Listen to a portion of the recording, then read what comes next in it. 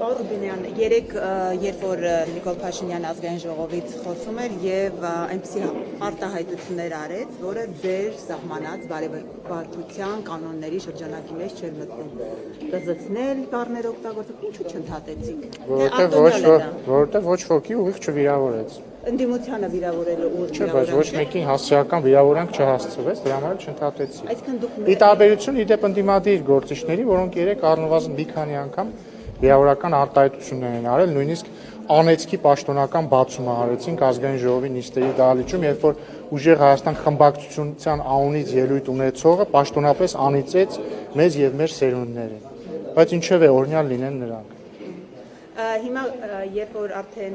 տափահարում են, երբ որ կատկոպոսի անունը Ավազանյանով Չեն տափահարում, դմդմփացնում, դրանք տարբեր բառեր են։ Ձեր մասնագետ, երբ որ Ավազանյանով է կոչում, դուք տափահարում եք։ Չէ, մենք տափահարում ենք իրենց դմդմփացնելու։ Մենք սիրում ենք օրինակ։ Հիմա ուզում եմ ասեմ, այդ ամեն ինչը ավարտեց, երեք Փաշինյանը վերջ դրեց այդ պրակտիկային ընդդիմություն իշխանություն։ Չգիտեմ, դե առնվազն ինչ որ մի հատվածում սկսվեց լրության տակ հնչել այդ անունը։ Չգիտեմ, չեմ կարծում, որ սա ամենակարևորը։ Ձեր բարեբախտության այս կանոնը շարունակում է ձեր կարծիքով, թե ամեն դեպքում։ Հա, իհարկե շարունակում, չեք զգում։ Ամեն ինչով։ Երբ ներողություն կարելի է երբ որ ազգային ժողովը այդ հայտարարությունը հնչեցրեց, մեծ աղմուկ բարձրացեց վիկաբար։ Այդ էլ էսպես էին կոնկրետ վիրավորել, որ դուք ասում եք ոչ մեկին։ Բա հիմա ինչ, այսինքն հիմա ձեր ասածը ինչն է։ Անձնավորված էր, ասես դուք սրիկայաբար էս ինչ։ Իվարկյան էլի, հարգելի գործընկերներ, ասում եք ձեր վեհապարը պիղծ է, բայց դա կոնտեքստում է, չէ՞ ասում ձեր վեհապարը, որը Աստծո առաջ ուխտ է տվել լինել կուսակրոն չի եւ հետեւաբար զբաղվում է պղծությամբ, հետեւաբար պիղծ է, դրա ինչն է վիրավորան։ Ինչու վարչապետին չարեցիք նկատողություն եւ նույն պիղծ բառի համար արվեց նկատողություն։ Որովհետեւ կոնկրետ այդ դեպքում պիղծը բնականաբար վիրավորանք չէր, գնահատական էր մի մարդու, ով Աստծո առաջ ուխտ է տվել չզբաղվել անառակությամբ եւ զբաղվել է պղծությամբ։ Պղծություն չի, երբ որ բարձրաստիճան հոգեվորականը Աստծո առաջ տրված իր ուխտը կուսակրոն լինելու խախտում է, դա պիղծ բարի, պղծություն բարի, դասական ներող դե կթողեք ավարտեմ։ Սրիկայաբար բառը գնահատական չի, դա արդեն վիրավորանք է։ Գնահատական չէ՞։ Լսեք, ես հասկանում եմ, որ Ազատություն ռադիոկայանը դարձել է Էդգար Ղազարյանի փաստաբանը, ինչը շատ բան է խոսում Ազատություն ռադիոկայանը, ինչու պիղծ բառը կոնկրետ այդ կոնտեքստում չի համարվում վիրավորանք, շատ պարզ, որովհետև խոսվում է այն մասին, որ բարձրաստիճան հոգեվորականը խախտել է Աստծո առաջ տրված իր ուխտը եւ զբաղվել է պղծությամբ։ Ինչու է սիրիկայաբար բառը վիրավորանք, որովհետև սրիկաբառը վիրավորանք է, հենց տենց, չգիտեմ, բառարանը բացեք, կարդացեք ինչի է վիրավորանք։ Ռուբինյան, այսօր Ռուսաստանի Պետդումայի նախագահն եթե չեմ սխալվում հայտարարություններ հնչեցրելու, այսպես էր ասել, հենց այդ տերմինը օգտագործել էր ցինիկաբար, իր խոսքերն է մեջ բերում, ասում է Հայաստանը ցինիկաբար օգտվում է ԵԱՏՄ-ի այդպես առավելություններից, այդ միջոցներից, բայց միևնույն ժամանակ ԵՄ դեպի այսպես քայլեր անում, ասում է ավելի լավ իրենք մեր հետ անկեղծ լինեն։ Սրա վերաբերյալ ինչ կարող եք ասել եւ այդքանի որ արդեն Նիկոլ Փաշինյանն էլ, հա, հենց կառավարության ծրագիր ներկայացնելիս ասաց, որ առաջիկան պատրաստվում է, ինչ որ ժամկետներ կան, հստակ երբ է դիմումը պատրաստվում։ Անկեղծի մասով մենք չափազանց անկեղծ ենք եւ մենք միշտ ենք անկեղծ եղել, մենք չէ որ որևէ բան ենք անում Ռուսաստանի Դաշնության հետ հարաբերությունները վատթարացնելու համար, հակառակը մենք ամեն ինչ արել ենք եւ շարունակում ենք անել նորմալ բարիդրացիական բարեկամական հարաբերություններ ունենալու համար այս կոնտեքստում ես կարծում եմ, որ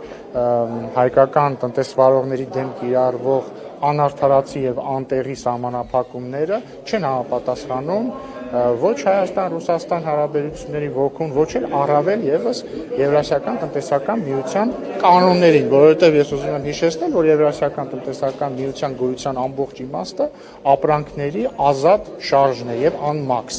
Իսկ ստեղ մենք գործ չունենք ազատության հետ առնվազն դե ֆակտո։ Ինչ վերաբերում է Եվրամիության անդամակցության կամ տեխնացու դառնալու դիմումին, հայտնի փաստ է, որ հենց մեր ԵԱՏՄ գործընկերներն են մեզ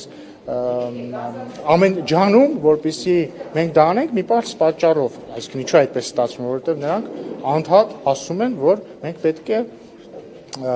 մենք պետք է հանրաքվե անցկացնենք, իսկ հանրաքվե անցկացնել Եվրամիության անդամակցության հարցի վերաբերյալ հնարավոր է միայն երբ որ այդ հարցը ձևակերպված լինի եւ այդ հարցից բխող հանգամանքները հայտնի լինեն, այսինքն հնարավոր չի ուղղակի հանրակրվե անել։ Ուզում եք դառնալ Եվրամիության անդամ, եթե դրան հարակից գործողությունները արված չեն։ Դրա համար հանրակրվեն հնարավոր կլինի անցկացնել միայն այն բանից հետո, երբ մենք դիմենք Եվրամիության անդամակցության համար, ստանանք համապատասխան արձագանք, ստանանք համապատասխան դրական արձագանք, ստանանք համապատասխան ավելի հստակություն քայլերի ժամանակային շրջանակների վերաբերյալ, այդ ժամանակ հնարավոր կլինի իրականացնել հանրակրվե։ Եթե դուք ուշադիր եք, ես այդ հարցին պատասխանեցի։ Հավքի վերաբերյալ, պարոն Ռուբինյան, վարչապետ Նիկոլ Փաշինյանը հայտարարեց, որ ուրախ կլինեն, որ ժամկետը ինչքան թե այ հենց հաշվի առնելով, որ այդ հարցի պատասխանը դեռ չկա, դրա համար հիմա հնարավոր չի անել հանրակրվե։ վարչապետ Նիկոլ Փաշինյանը հայտարարեց, որ ուրախ կլինեն, որ հապկից Հայաստանին հեռացնել, Պեսկովն էլ արձագանքել էր եւ նշել էր, որ Երևանն ազատ է իր ընտրությունների հարցում եւ իրենք կարող են դիմումը ներկայացնել։ Մենք այսպես թե այնպես գիտեինք, որ Երևանն ազատ է ընտրության կայացման հարցում եւ ընդհանրապես Երևանը այսպես միշտ ազատ է լինելու իր ընտրության իրականացման հարցում։ Հարցը, այսինքն հիմա ուզում եմ հասկանալ ինչ տարբերություն կա հեռացնել, թե մենք դիմումը կտանք եւ դուրս կգանք։ Մենք ազատ ենք։ Ինչու չենք։ Ինչպես իրավացիորեն նշել է հարգարժան պարոն Պեսկովը, Հայաստանն ազատ է իր ընտրության հարցում։ Բա ինչու չի անում, սպասում ենք։ Որովհետեւ Հայաստանն ազատ է իր ընտրության հարցում։ Շնորհակալություն։